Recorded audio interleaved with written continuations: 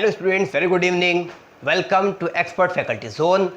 In this class, we are going to discuss the terminology of accounting for not-for-profit organization. Last class में हमने cover किया था general topics like the meaning, features of a not-for-profit organization. Now, here in this class, we have to cover the differentiation between the different accounts prepared in a not-for-profit organization and the terminology, the various terms which are being used in this particular organization. So, now let's start. Differentiate between receipt and payment account and income and expenditure account. जब हम दो चीज़ें बनाते हैं, दो different चीज़ें, मुख्तलिफ चीज़ें हैं, एक है हमारा रिसीट एंड पेमेंट अकाउंट और दूसरा हमारा इनकम एंड एक्सपेंडिचर अकाउंट. जब दो चीज़ें हैं तो दोनों में फ़र्क ज़रूर होगा. अगर फ़र्क नहीं होता तो दोनों एक ही होते, ऑब्वियस सी बात है. तो दोनों डिफरेंसेस क्या है? Now let's move upon that. The point number 1, purpose. मकसद क्या है बनाने का? What is the purpose behind the preparation of these two accounts? As I told you earlier in my last class, receipt and payment account is prepared to calculate the closing cash and bank balance.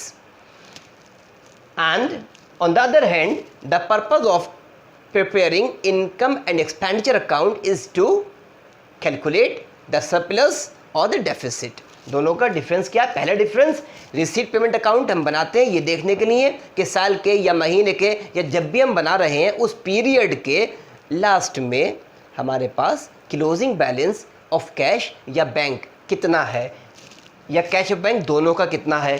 और income and expenditure account में ये देखते हैं कि पूरा time जितना भी duration है उसमें जो हमने अपनी वर्किंग की है, एक्टिविटीज़ की हैं, उनको परफॉर्म करने पर हमारे पास कितना पैसा बचा है, सरप्लस, या कितना ज़रूरत से ज़्यादा खर्च हो गया, जितना था उससे ज़्यादा खर्च हो गया, called deficit. Second thing, nature. I told you earlier this also. Receipt payment account cash, इसमें कैश बेसिस पे बनता है, कैश से रिलेटेड है, तो ये रियल अकाउंट, रियल नेचर है, इसका रियल नेचर है, it is real account by nature.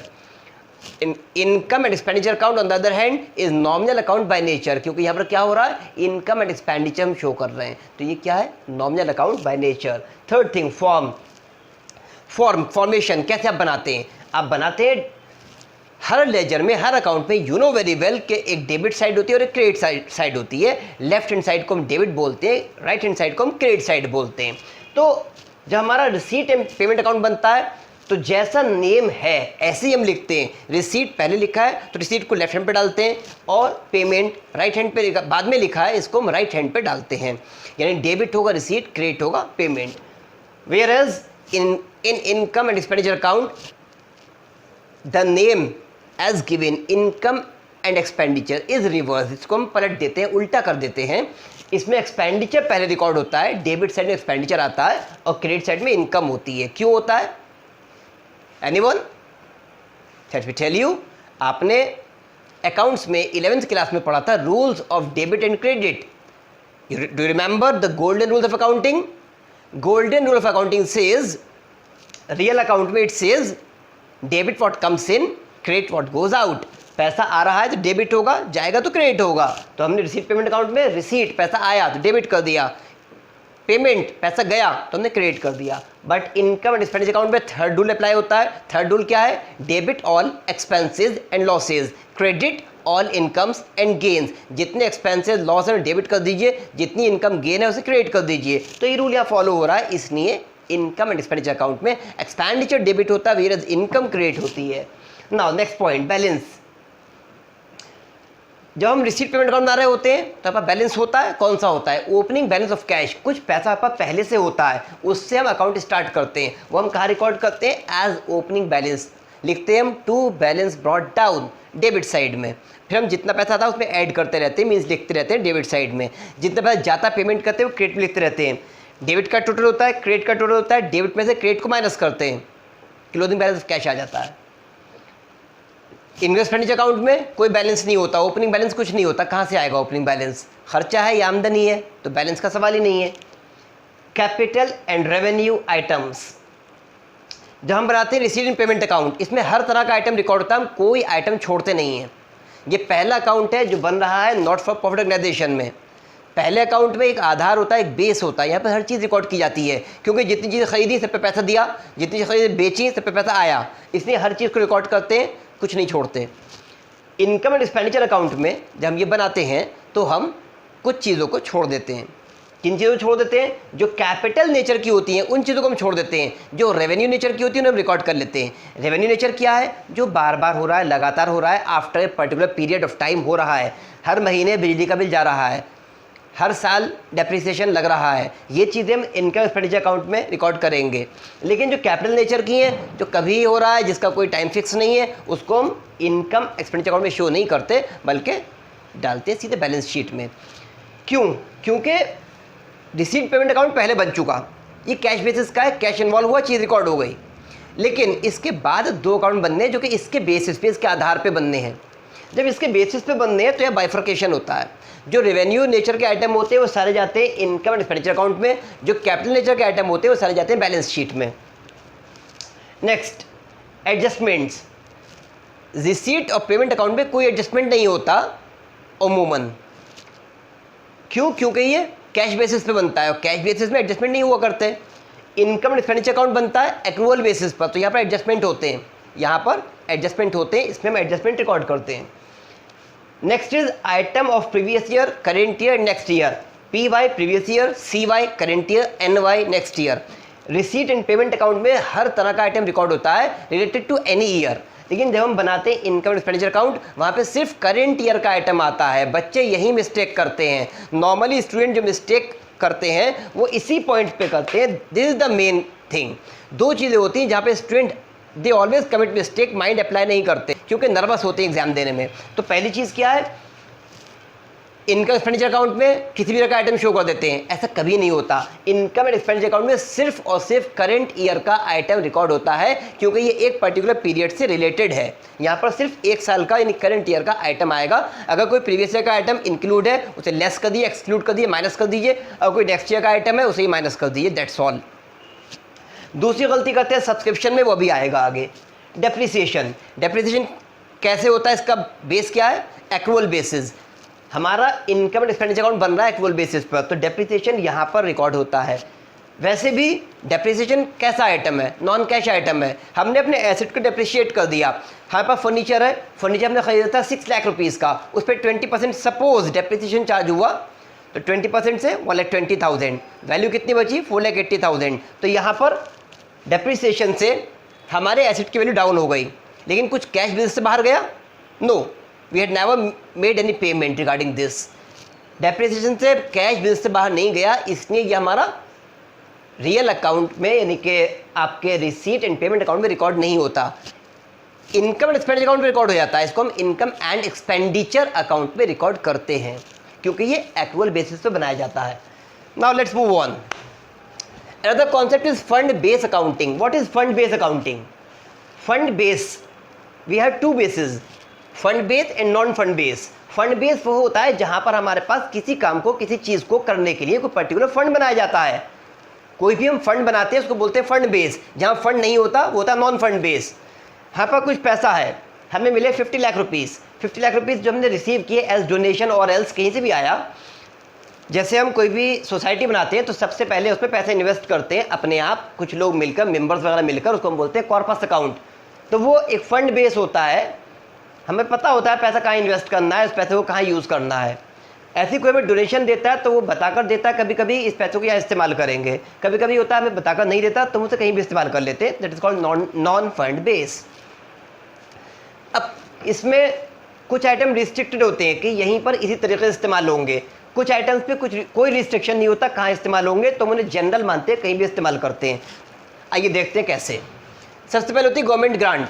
Government हमें ग्रांट देती है, गवर्नमेंट हमें सब्सिडी प्रोवाइड करती है, गवर्नमेंट हमें बहुत तरीके से फैसिलिटेट करती है, पैसा हमें प्रोवाइड करती है। तो हमें देखना गवर्नमेंट ने हमें किस प्रकार से पैसा दिया, कैसे इस्तेमाल करने के लिए दिया, क्या उसका यूज़ है, गवर्नमेंट ने उस पर क्या हमें स्पेसिफिकेशन दिया है, उसके अकॉर्डिंग उसे यूज़ करेंगे।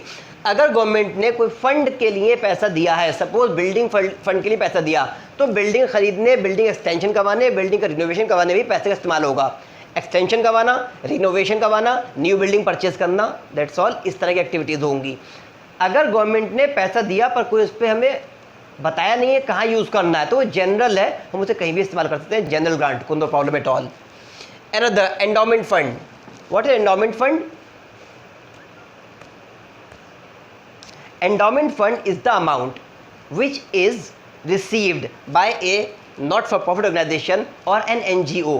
किसी भी एनजीओ को जब पैसा मिलता है और उस पर ये कहा जाता है कि इस पैसे को आप रख लीजिए, इससे जो इनकम जनरेट हो वो आप यूज़ कर सकते हैं। क्या कहा जा रहा है? जो इनकम जनरेट होगी वो आप यूज़ कर सकते हैं, but the principal amount whatever given to you as a gift should be kept aside. ऐसे ही रहेगा, इंटैक्ट रहेगा, उसको हमें यूज़ नहीं करना है। हमें सिर्फ इससे जो इनकम जनरेट होगी वो यूज़ करनी है। सपोज आपने मुझे 10 लाख रुपीज़ दिए, अब आपने कहा 10 लाख रुपीज़ मेरे आपके इन्वेस्टेड हैं, कीप इट असाइड, ऐसे ही रखिए, आप इसे यूज़ में लाइए। यूज़ करने पर आपको इनकम जनरेट होती है वो आपकी है, लेकिन 10 लाख रुपीज़ इंटैक्ट रहना चाहिए, मुझे जरूरत पड़े वापस ले लूँगा। तो यहाँ पर ये कहलाता है आपका endowment fund. Another is annuity fund. Annuity क्या होता है? एन्युटी फंड होता है एक पर्टिकुलर अमाउंट जो दिया जाता है किसी भी संस्था को, ऑर्गेनाइजेशन को, एनजीओ को, कि ये एन्युटी फंड है, ये पैसा है, इससे इस पर्सन को आप जो है बेनिफिट देते रहिए। जिस पर्सन का नाम लिया वो कहलाएगा बेनिफिशियरी। बेनिफिशियरी को आप देते रहिए पैसा, पर्टिकुलर मंथली, एनुअली, जितना तय हो जाएगा वो दिया जाएगा। कंडीशन क्या होती है? कंडीशन रख सकते हैं कि कितने पीरियड तक देना है, लाइफ टाइम देना है, या 5 साल देना है, या 10 साल देना है, या उसकी शादी होने तक देना है, या उसके मैच्योर होने तक देना है। एक पर्टिकुलर लिमिट रख दी जाती है। तो जैसे भी लिमिट होती है एन्युटी फंड को उसी हिसाब से इस्तेमाल करा जाता है, जैसे भी कहा जाए। मीन्स कि यूज़ तो हम कहीं भी कर सकते हैं। एन्युटी फंड पैसा हमारा हो जाता है, हम सिर्फ बेनिफिशियरी को उससे एन्युटी फंड से पैसा कमाएंगे, या एन्युटी फंड में से ही हमारी मर्जी है, हम उसे पर्टिकुलर बेनिफिशियरी को अमाउंट देते रहेंगे up to a certain period, जितना भी हमसे कहा जाएगा, या जब तक वो जिंदा रहेगा, life time. That's all. Last, fixed assets fund. एक होता है फिक्स्ड एसेट फंड। आपने नॉर्मली देखा होगा जब आप स्कूल में फ़ीस जमा करते हैं, एडमिशन लेते हैं, उस टाइम पर आपसे कुछ पैसा लिया जाता है। एक होती है ट्यूशन फ़ीस, एक होती है library fees, computer lab charges, building fund, like that. Building fund use होता है, स्कूल्स, कॉलेजेस, यूनिवर्सिटीज़ अपनी बिल्डिंग को मेंटेन करते हैं, उन्हें मेंटेनेंस के लिए पैसा चाहिए, नई बिल्डिंग बनाने के लिए पैसा चाहिए। कहाँ से लाएंगे पैसा? वो हम ही लोगों से इकट्ठा होता है। तो वो पैसा जो लेते हैं उन्होंने बिल्डिंग के नाम पे लिया तो बिल्डिंग में ही यूज़ होगा, लाइब्रेरी के नाम पे लिया लाइब्रेरी में ही यूज़ होगा, कंप्यूटर लैब के नाम पे लिया कंप्यूटर लैब में ही यूज़ होगा। जो फीस जिस हिसाब से ले रहे हैं, जिस मकसद से ले रहे हैं, वहीं पर इस्तेमाल होगी। ये कहता है फंड बेस्ड अकाउंटिंग, इनमें रिस्ट्रिक्शन है, रिस्ट्रिक्टेड अमाउंट है, ओपन नहीं है, कहीं भी यूज़ कर लो, जनरल नहीं है। कुछ जनरल फंड होते हैं हम कहीं भी इस्तेमाल कर सकते हैं। आइए देखते हैं कौन से होते हैं। इनकम और receipt of a not for profit organisation. कुछ इनकम होती है, कुछ रिसीट होती है, पैसा आता है ऑर्गेनाइजेशन को, उसे कहाँ कैसे इस्तेमाल करना है और कहाँ पर रिकॉर्ड करना है। द मोस्ट इंपॉर्टेंट थिंग, हमें इस आइटम को कहाँ रिकॉर्ड करना है। First one is entrance fees. Entrance fees एक एडमिशन फीस होती है। बहुत सारे लोग हमारी ऑर्गेनाइजेशन का मेंबर बनना चाहते हैं और बहुत सारे लोगों को हम अप्रोच करते हैं, हम उन्हें अपनी ऑर्गेनाइजेशन का मेंबर बनाना चाहते हैं। जब हम उन्हें मेंबर बनाते हैं तो हम उनसे कुछ फीस लेते हैं, कुछ अमाउंट लेते हैं, टोकन मनी, कुछ अमाउंट लेते हैं। Not token money but permanent हमारा होता है, वो टोकन मनी तो वापस करनी पड़ती है। परमानेंट अमाउंट होता है जो हम लेते हैं। वो अमाउंट जो हम लेते हैं वो कहलाता है एडमिशन फ़ीस। जब आप एडमिट होंगे, जब आप यहाँ पर एडमिशन लेंगे, मीन जब आप यहाँ पर मेंबर बनेंगे तो आपसे फ़ीस चार्ज की जाएगी, एडमिशन फ़ीस या एंट्रेंस फ़ीस। ये दोनों नेचर की हो सकती है। अगर कुछ नहीं कहा गया तो ये जनरल नेचर की है, इसे हम रिकॉर्ड करेंगे इनकम एंड एक्सपेंडिचर अकाउंट में as an income in the credit side.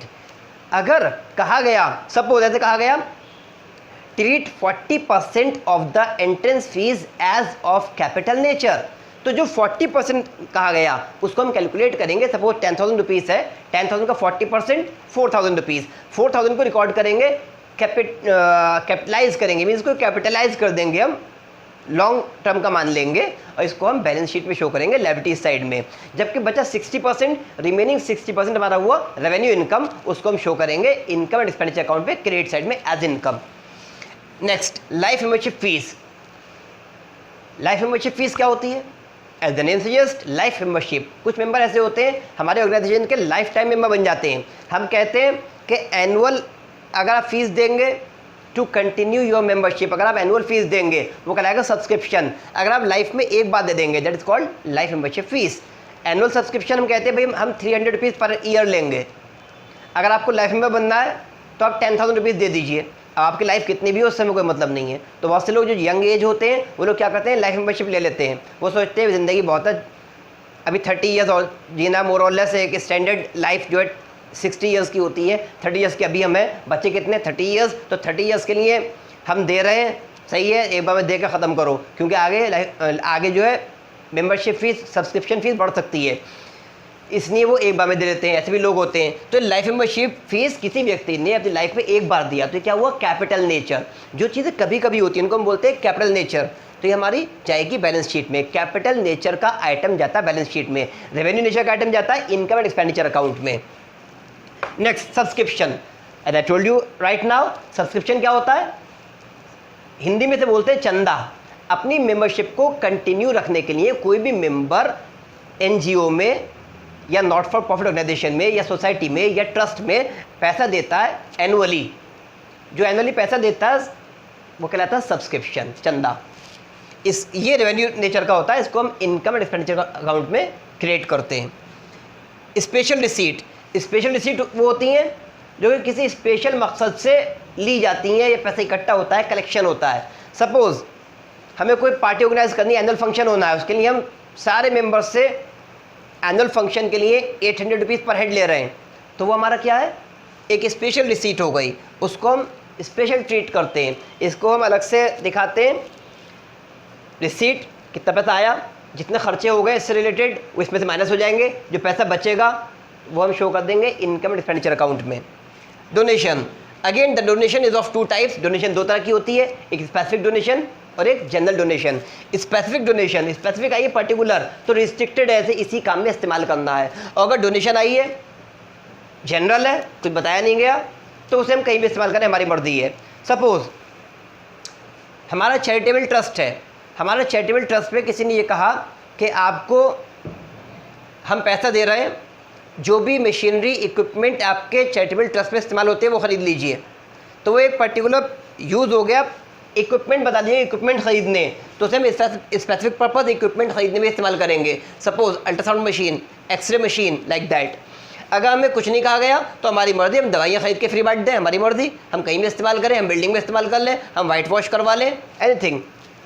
Legacy, कोई भी इंसान, कभी कभी ऐसा होता है कि कुछ लोग, यानी कोई भी इंसान ऐसा कर सकता है, कुछ लोग क्या करते हैं कि मरने से पहले वसीयत लिख जाते हैं कि हमारे मरने के बाद फला धर्मशाला को, फला मंदिर को, फला मस्जिद को, फला मदरसे को इतना पैसा डोनेट कर दिया जाए। तो ये क्या है, legacy, it is called legacy. ये ज़िंदगी में आदमी एक ही बार मरता है, इसलिए पैसा एक ही बार आएगा। जब कोई चीज़ एक ही बार आई लाइफ टाइम में, उसकी लाइफ में, तो ये क्या है, कैपिटल नेचर। कहाँ जाएगा, बैलेंस शीट में, लायबिलिटी साइड में। लायबिलिटी क्यों होती है ये, any idea, anyone?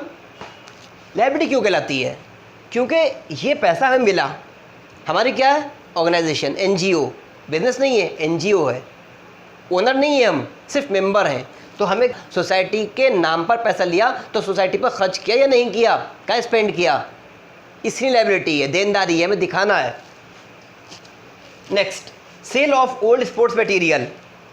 Sports material होते हैं, 2 तरीके से देखे जाते हैं। स्पोर्ट्स मटेरियल, मान लीजिए हमारा क्रिकेट क्लब है, हम क्रिकेट गेम स्पोर्ट प्ले करवाते हैं, जितने हम टूर्नामेंट्स करवाएंगे उसमें हमारे इक्विपमेंट इस्तेमाल होंगे, bats, balls and the whole kit, whatever, T shirts वगैरह, ट्रैक सूट वगैरह भी यूज़ होगा, व्हाटएवर इज़ देयर, जो भी हम खर्चे करेंगे वो हमारा एक पर्टिकुलर नेचर होगा। अगर अब कुछ चीज़ें इस्तेमाल होने के बाद बिक जाती हैं, अगर कुछ चीज़ें इस्तेमाल होने के बाद बिक जाती हैं, हमारा कौन सा है, क्रिकेट क्लब, हमने क्या बेचे, ओल्ड बैट्स बेच दिए, तो ये क्या हुआ, it is called consumable item. एक चीज़ थी, उसे हमने इस्तेमाल कर लिया, इस्तेमाल करने की चीज़ थी, इस्तेमाल कर लिया, दैट्स ऑल, ख़त्म हो गई। तो ये क्या हुआ, रेवेन्यू नेचर। जब क्रिकेट खेलते हैं 10 बॉल ख़राब होती हैं, तो जो बॉल ख़राब हो गई, बेकार हो गई, फेंक दिया, उड़ा गए। वर्ल्ड कप चल रहा है, T20 चल रहे हैं, 2020, तो उसमें बॉल ये थोड़ी है पुरानी बॉल खेले जा रहे हैं, घर में बच्चे करते हैं, एक ही बॉल से 1 साल निकाल देते हैं, थोड़ा ना होता है। हर मैच में 5-5, 6-6, इवन 10-10 बॉल इस्तेमाल हो जाती है, यानी कितने बॉल इस्तेमाल होती हैं, और भी ज़्यादा होती हैं। तो वो बॉल जो है कंज्यूमेबल आइटम है, हमने कंज्यूम कर ली, दैट्स ऑल, क्योंकि हमारा क्रिकेट अकेडमी है। On the other hand, cricket academy में अब हमारी बिल्डिंग है, कोई हमने बिल्डिंग ख़रीद रखी है, हमारी बिल्डिंग है, अगर उस बिल्डिंग को बेचे तो वो हमारा सेल ऑफ एसेट कहलाएगा। जो चीज़ हमने इस्तेमाल कर ली है वो एसेट, पर इस्तेमाल कर ली, इस्तेमाल करने के लिए है, तो वो रेवेन्यू नेचर की हुई, इसको हम दिखाएंगे इनकम एक्सपेंडिचर अकाउंट में। लेकिन कोई एसेट ऐसा है जो हम अपने यहाँ यूज़ कर रहे हैं, लॉन्ग टर्म में यूज़ कर रहे हैं, तो क्या हुआ, लॉन्ग रन, लॉन्ग टर्म में यूज़ कर रहे हैं, वो हो गया कैपिटल नेचर का, उसे हम दिखाएंगे बैलेंस शीट में एसेट साइड में हमारा एसेट है। Likewise sale of old asset, asset बेचेंगे तो एसेट तो एसेट है, उसको हम बैलेंस शीट में शो करेंगे। खरीदेंगे तो एसेट वैल्यू बढ़ जाएगी, बेचेंगे तो एसेट घट जाएगा, माइनस हो जाएगा। सपोज फर्नीचर था हमारे यहाँ 1,20,000 का, हमने 60,000 का और परचेज कर लिया, कितने का हो गया 180 का, माइनस हमने बेचा 30,000 का, कितना बचा 150 का, माइनस डेप्रिसिएशन लगा 10%, 1,50,000 minus 10% 15,000 is equal to remaining value 1,35,000। ऐसे हम कैलकुलेट करते हैं। कितने का था पहले से था, पिछले साल से, प्लस कितना परचेज करा, ऐड हो गया, कितना बेच दिया, लेस हो गया। अब डेप्रिसिएशन चार्ज करेंगे, जो वैल्यू लास्ट में आएगी आफ्टर चार्जिंग डेप्रिसिएशन, वो हमारा क्लोजिंग बैलेंस या बुक वैल्यू ऑफ एसेट होगी, जिसको हम शो करेंगे अपने एसेट साइड में बैलेंस शीट की। Sale of old newspaper, newspaper रद्दी, रद्दी का कोई हिसाब किताब होता है? कभी देखा कोई हिसाब रखता हो? अब 5 किलो हो गई, अब 10 किलो हो गई, कोई हिसाब नहीं होता, पड़ी रहती रद्दी। ऑर्गेनाइजेशन में भी पड़ी रहती रद्दी, रद्दी की कोई वैल्यू नहीं होती। रद्दी बिकती है जब मन कर तब बेच दे, कमरा भर गया रद्दी बेच दी कमरा खाली करने के लिए, ये कॉन्सेप्ट होता है। तो ये रेवेन्यू नेचर का है, कोई टाइम फिक्स नहीं है। जिसका टाइम फिक्स नहीं होता वो क्या होता है, रेवेन्यू नेचर का आइटम। इसको हम कहाँ रिकॉर्ड करेंगे, इनकम एंड एक्सपेंडिचर अकाउंट में। पैसा मिला है तो हम क्या करेंगे, खर्च करके दिखाएंगे हमने कहाँ खर्च किया। Honorarium, H is silent, spelling HONORARIUM, honorarium, H is silent, honorarium, honour, honour कर रहे हैं, ऑनोरेरियम। कुछ लोग ऐसे होते हैं, हमारे ऑर्गेनाइजेशन में आए, हमने किसी को बुलाया, स्पेशल गेस्ट है हमारे यहाँ आए, उन्होंने पर्टिकुलर लेक्चर दिया, व्याख्यान दिया, हमारे यहाँ आए थे 1 दिन के लिए, 2 दिन के लिए, 3 दिन के लिए। हमने उनका रहने सहने का स्पेशल गेस्ट के तौर पे इंतज़ाम किया, उन्हें खाने पीने पर खर्चा, उनके रहने पे, जाते समय हमने उनको गिफ्ट दिए, हमने कुछ पैसा वगैरह एनवेलप दिया। तो ये क्या है, उनको हम ऑनर कर रहे हैं। क्यों? क्योंकि वो हमारे लिए क्या है, लर्नड पर्सन, इंटेलेक्चुअल पर्सनैलिटी है। तो उनको हम सैलरी नहीं देते कि 3 दिन के लिए आए, आपकी 1 महीने कितनी बनती है, 3 दिन कितनी हो गई, डिवाइड बाई 10, महीने में 30 दिन, डिवाइड बाई 10, 3 दिन कितनी हो गई, ऐसे नहीं बोलते। क्यों? क्योंकि इंटेलेक्चुअल पर्सनैलिटी है, वो आए, उन्होंने टाइम दिया, वो बहुत बड़ी बात है हमारे लिए। तो हम क्या करते हैं, ऐसे पर्सन को हम ऑनोरेरियम देते हैं, not salary, not wages, but honorarium. दूसरे लफ्ज़ों में, अच्छे लफ्ज़ों में नजराना कहलाता है, उर्दू में कहते हैं नजराना। रेवेन्यू एक्सपेंसेस, जो रोज़मर्रा के खर्चे होते हैं, जैसे इलेक्ट्रिसिटी बिल है, आपका स्टेशनरी कंज्यूम्ड है, ये सारे आइटम आपके जाते हैं, रेंट वगैरह है, ये सारे जाते हैं इनकम एक्सपेंडिचर अकाउंट में, डेबिट साइड एक्सपेंसेस में। रेवेन्यू रिसीट, जो आपकी जनरल रिसीट होती हैं, इनकम एक्सपेंडिचर अकाउंट में क्रेडिट होता है, इनकम में जाता है। कौन कौन सी रिसीट होती है, जैसे interest on bank balance, interest on bank balance, commission receipt on sale of certain items, अगर हमारी ऑर्गेनाइजेशन किसी से कांटेक्ट कर ले और उनका माल बिकवा दे तो जो कमीशन अर्न होगा वो यहाँ पर आ जाएगा। कोई भी जनरल आइटम की इनकम, सब्सक्रिप्शन, जो हमारे मेंबर्स अपनी मेंबरशिप कंटिन्यू करने के लिए, अपनी मेंबरशिप को कंटिन्यू करने के लिए एनुअली पे करते हैं, वो यहाँ पर आएगा। एंट्रेंस फीस वगैरह। कैपिटल रिसीट, जो लॉन्ग नेचर की होती है, capital receipt life membership fees हो गई, लीगेसी हो गई, एंडाउमेंट फंड, एन्युटी, सारे कैपिटल नेचर के, इनको हम शो करेंगे लायबिलिटी साइड में बैलेंस शीट में। Cost of goods consumed, important thing, कुछ आइटम हमारे ऑर्गेनाइजेशन में डेली बेसिस पे इस्तेमाल होते हैं, स्टेशनरी है डेली यूज़ हो रही है, सफाई सुथराई के मटेरियल जिसको हम बोलते हैं हाउस होल्ड क्लीनिंग आइटम्स, वो सारे क्या हैं, डेली बेस पे यूज़ हो रहे हैं। किस नेचर के, रेवेन्यू नेचर के, सारे जाते हैं इनकम एंड एक्सपेंडिचर अकाउंट में। So I hope you all have understood the concept. ये हमारे टर्म्स है, टर्मिनोलॉजी जो हमारे इस्तेमाल होती है इस पर्टिकुलर ऑर्गेनाइजेशन में या इस चैप्टर में हम पढ़ते हैं। इंपॉर्टेंट थिंग मैंने आपसे कहा था, 2 चीज़ ध्यान रखनी है, items of previous year, current year, next year, ये तीनों तरह के आइटम जाते हैं रिसीट पेमेंट अकाउंट में, लेकिन इनकम एंड एक्सपेंडिचर अकाउंट में नहीं जाते। इनकम एंड एक्सपेंडिचर अकाउंट में ऑलवेज रिमेंबर सिर्फ करंट ईयर के आइटम आते हैं, दैट्स ऑल। दूसरी चीज़ आपका था subscription, subscription is very important. Subscription बहुत ही घुमाकर दिया होता है, कंफ्यूजिंग फिगर दे रखी होती है, हमें कैलकुलेट करनी होती है, आउटस्टैंडिंग भी होता है, रिसीव्ड एडवांस भी होता है, प्रीवियस ईयर का भी होता है, नेक्स्ट ईयर का भी होता है, all we have to calculate. जो हम सब्सक्रिप्शन कैलकुलेट करते हैं वो हम इस हिसाब से लिखते हैं कि हमारे इनकम एंड एक्सपेंडिचर अकाउंट में सिर्फ वो वैल्यू आए जो कि पर्टिकुलर करंट ईयर से रिलेटेड हो, that's all. So I hope you all have understood the concept of not-for-profit organization. We will continue with further concepts and the solution of questions. आपको lesson chapter पसंद आया हो तो हमारे channel को like करिए, सब्सक्राइब करिए, कमेंट करिए, बेल का बटन दबाइए। एंड अगर कोई भी आपकी क्वेरी होती है, नोट्स आपको चाहिए या आपको कोई भी प्रॉब्लम होती है तो आप हमें मेल कर सकते हैं हमारी मेल आईडी पर expert.facultyzone@gmail.com। Stay home, stay blessed. Thank you. Have a good day.